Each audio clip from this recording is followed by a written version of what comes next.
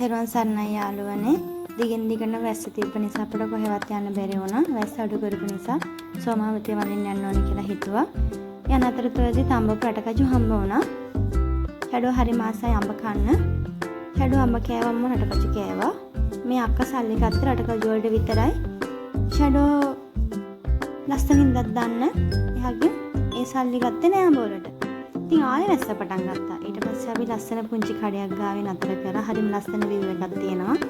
උණුසුම් තේ කෝප්පයකුත් බීලා, බඩේ කෑල්ලකුත් කාලා නැවතත් ගමන ආරම්භ කරා.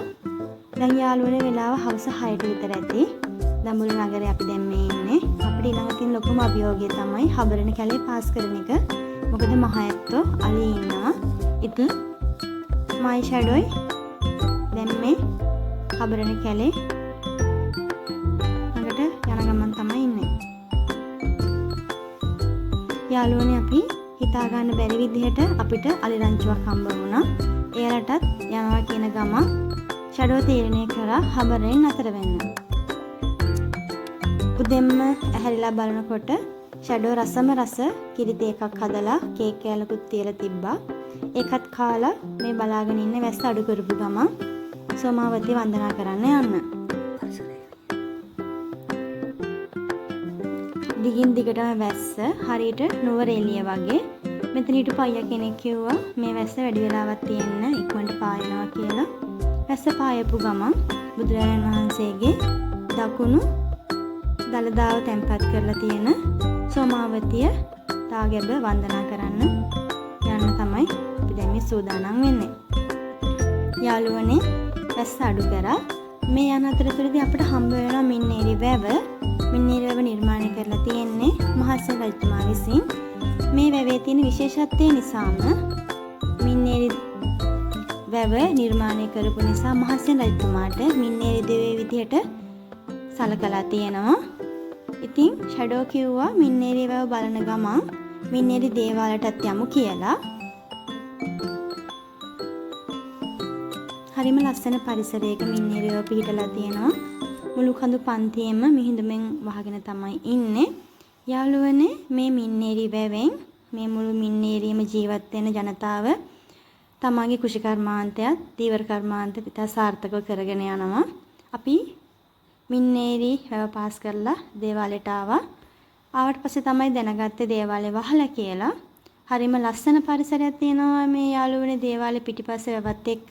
නමුත් අපිට දේවාලේ වහලා තිබ්බ නිසා බලන්න බැරි වුණා. පුළුවන් විදිහට සුන්දරත්වයත් බලාගෙන දේවාලෙත් වැඳ පුදාගෙන අපි නැවතත් මින්නේරි වැව පාස් කරගෙන අපේ ගමන ආරම්භ කරා. ඔයාලට මතක් කරන්නම් මේ සෝමාවතියට යන්න කෙටි පාරක් තියෙනවා. මින්නේරි ටවුන් එක පාස් කරලා එනකොට මෙන්න මේ හරියට මේ පාලම ගාවෙන් වම් පැත්තට පාරක් තියෙනවා. හිඟුරක් ගොඩ.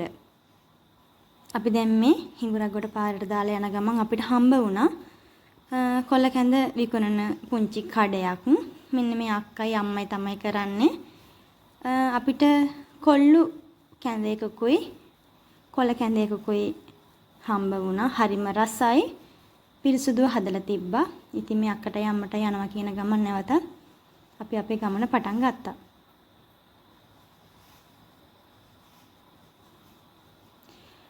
දිගින් දිගටම රටේ පැවති වැස්ස නිසා ඇලදොල ගංගා වතුරෙන් පිරීලා හරිම ලස්සනයි. ඒ සුන්දරත්වයත් විඳින ගමන් අපේ ගමන අපි නොකඩවා දිගටම කරගෙන ගියා. යාළුවනේ අපි දැන් මේ ඉන්නේ සෝමාවති රක්ෂිතේ. ඉතින් අලි ඇවිල්ලා ගිහින් තියෙනවා. ඒකට හොඳම උදාහරණය තමයි ඔය තියෙන්නේ. ඒ යන අතරතුරදී අපිට මේ යාළුවෝ දෙන්නත් හම්බ වුණා. ලස්සන මොණරු දෙන්නෙක්. අපිට යාළුවනේ මගදී වනරක්ෂණ දෙපාර්තමේන්තුවේ වනජීවි මාමා කෙනෙක් කිව්වා මේ යන්න අමාරුයි පාර සම්පූර්ණ වතුරෙන් යට වෙලා තියෙන්නේ කියලා. නමුත් යාළුවන්ටත් අපිටත් සෝමාවතිය වන්දනා කරන්න ඕන නිසා අපි උත්සාහ කරා. අපිට මගක් යනකොට තේරුණා ගමන යන්න බෑ කියලා. දුක් වෙන්න එපා යාළුවනේ. සෝමාවතිය වන්දනා කරන්න බැරි වුණාට අපි තීරණය කරා අපේ ලංකාවේ දෙවන රාජ්‍ය වන පොළොන්නරු රාජධානිය ඔයාලට පෙන්වන්න. ඉතින් පොළොන්නරු ඉතිහාස කතාවකුත් එක්ක අපි නැවත හමු වෙමු. දුක් වෙන්න එපා. අපි නෙළු with ෂැඩෝ. අපිට අලුත් යාළුවෝ ටිකකුත් හම්බුණා පොළොන්නරු රාජධානියට යනකොට. අපි ඊළඟ වීඩියෝ එකකින් හමු වෙමු.